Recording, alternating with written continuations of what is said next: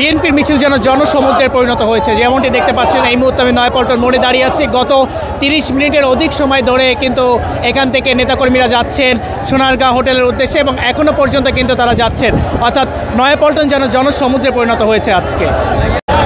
এই মুহূর্তে ঠিক দেখতে পাচ্ছেন আমার পাশ থেকে যে মিছিলটি যাচ্ছে এটি কিন্তু ফিলিস্তিনের প্রতি সংহতি জানিয়ে বিএনপির যে সংহতি মিছিল সেটি, এবং আমার পিছন ভাগে আপনাদেরকে যদি একটু দেখানোর চেষ্টা করে দেখতে পাচ্ছেন পুরো মিছিলটি জুড়ে কিন্তু এখন পর্যন্ত প্রায় 20 মিনিটের অধিক সময় ধরে নয়াপল্টন থেকে তাদের যে যাত্রা সেটি শুরু হতে দেখেছি। পাশাপাশি এখন যেটি দেখছি এখনও পর্যন্ত কিন্তু মিছিলের শেষ হয়নি, এবং আমার পিছনে একদম পিছনে দেখতে পাচ্ছেন এখনও পর্যন্ত যে মিছিল ছিল সেই মিছিল কিন্তু চলছে।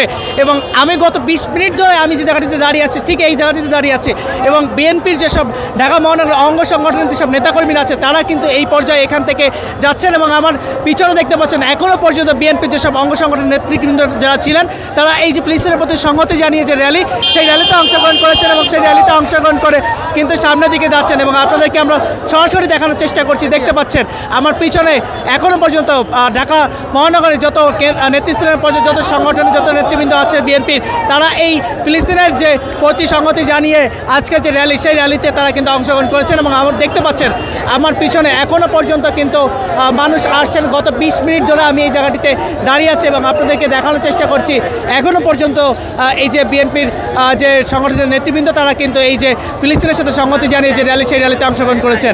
এখানে কিন্তু শুধু এই র্যালিতে বিএনপি নেতৃবৃন্দ না, এখানে বিএনপি যারা কেন্দ্রীয় পর্যায়ে যেসব নেতৃবৃন্দ আছে তারাও অংশগ্রহণ করেছেন। সেই দুপুর থেকে অর্থাৎ হচ্ছে বলতে বিকাল থেকে যে সংগঠনের যারা বক্তারা বক্তব্য রেখে এরপরে কিন্তু এই যে র্যালি সেই র্যালি সামনের দিকে ধাবিত হচ্ছে। এবং এই মুহূর্তে দেখতে পাচ্ছেন আমার পিছনে বিএনপির অঙ্গ সংগঠনের নেতৃবৃন্দরা তারা রয়েছেন এবং তারা কিন্তু সামনের দিকে যাচ্ছেন।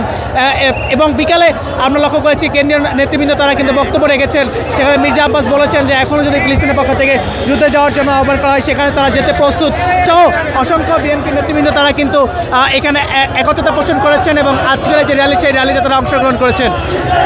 এবং আমার পিছনে দেখতে পাচ্ছেন এখনও পর্যন্ত কিন্তু বিএনপি যেসব নেতৃবৃন্দ তারা এখনও পর্যন্ত যাচ্ছেন। এবং